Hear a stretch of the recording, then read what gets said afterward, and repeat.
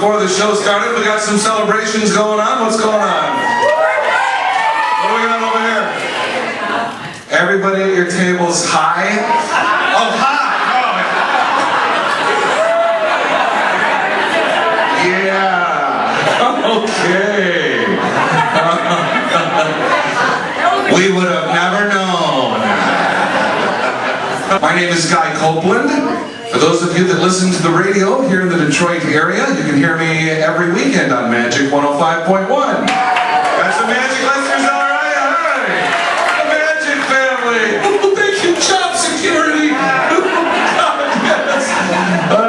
Anyway, before I came to Detroit to be on the radio, which is actually where I'm from. In fact, my dad, growing up here, my dad was a weatherman on Channel 4. You may remember a guy who did the weather on Channel 4 Monday through Friday back in the 60s and 70s by the name of Sonny Elliott.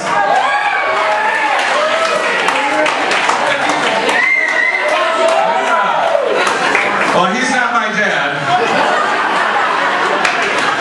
No, my dad was the weekend weatherman, Copland. I came back here to Michigan to be on the radio. Spent time on the air all over the country, Alabama, Anchorage, Alaska, but the majority. You've been to Alaska? Stationed Elmendorf? Yeah, good. That's a big base up there, huh? Dodging moose. It's crazy up in Alaska. Anyone else here ever been way up north? Yep. You like it up there? God, the northern lights are gorgeous, aren't they? Like being on acid and not doing any drugs at all, huh? Majority of my time on the radio was in Jackson, Mississippi. Ooh, yeah, you've been there, huh? I bet they love the Mohawk. I'll tell you what, if you've ever been down south, you know that some parts of Mississippi are like a third world country. Now don't get me wrong, there's no one here from Mississippi, is there? Okay, no, I didn't think so. Everyone kind of looks normal. Except for this goober down here in front. No, don't get me wrong. Mississippi's a great place. It's where you're going to meet some of the most God-fearing, kind-hearted folks in the world. Can I get an amen? There you go. But I'll tell you what, if you ever go down to Mississippi to visit, just make sure you stay in the populated areas. Because if you start to venture out into the boonies, into the sticks, people start to look a little creepy. Oh, I think they're inbreeding down there.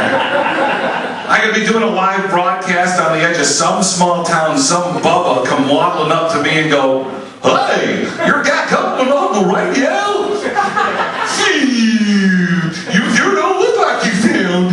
I'm thinking to myself, you do. Now be careful who you get married to and have kids with, alright? Make sure it's not your sister, okay? Oh boy, we got any parents in the crowd tonight? It's not a very enthusiastic clap. I tell you what, it's tough being a parent, I know. I was a single parent. I got a daughter, she's in college now. I raised her all by myself by the time ever since she was a baby girl. That's usually where I get a round of applause for being a devoted dad. Boy. You know, I knew being a single parent was going to be a challenge, but I never thought potty training a little girl would be any problem. No, I'm thinking she'll go in, she'll sit down. Hey, gravity ought to take care of the rest, right, ladies? Why was I in for a surprise? My daughter gets in the bathroom, she pulls down her pull-ups, she sits on the toilet, and up from her crotch shoots a golden arch headed right at me. I'm backing up, I'm telling her, pee down, pee down! I didn't know how to tell her how to aim. I didn't know you girls even had to aim. And with a boy, it's simple. You just tell him to hold it and shoot at the Fruit Loops. She figured it out, though, thank goodness, midstream. Well, why is it some parents make such a big production out of potty training? All the books, they tell you not to do that. I used to hate being in a public place and my mom go, "This guy gotta go potty. Gotta make a poo-poo. You gotta go stinky." I'm thinking, not only how obvious, but how embarrassing. Mom! 23 now! Trying to quit smoking. Good luck, yeah, especially in this crowd, my God. None of you, no, we don't have any people in here who've tried to quit smoking, do we? I thought I could do it cold turkey, but all that did was give me the shakes, which was okay if I was home alone. Yeah, go ahead, honey. Burn that image into your mind, save it for later, okay? Next. No, later.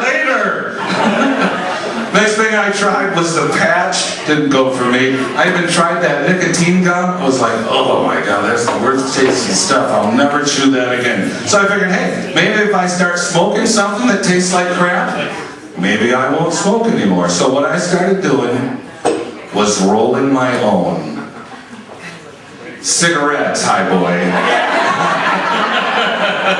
You know, you go down to the tobacco shop, you get yourself some cigarette papers, get a little tobacco, you sprinkle it in there, you roll it up, you give it a lick, you give it a twist, and you're good to go. The only problem was every time I ever fired one of these babies up, I always realized that all I really wanted was the real thing.